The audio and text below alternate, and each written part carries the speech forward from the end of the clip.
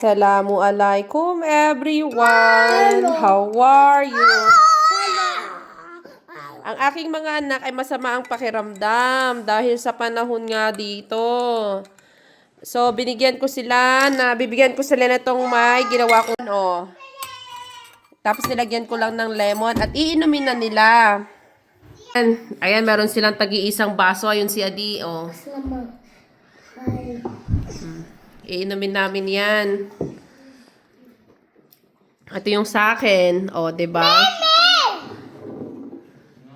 Yan si Shakib. Ang galing uminom niyang mga herbal. Paborito niya ng mga herbal. O. Oh, gusto niya daw yung naubos niya na nga pala tong, inumin niya. Ito ding sa akin. Naubos ko na. Si Apia din pala gusto to.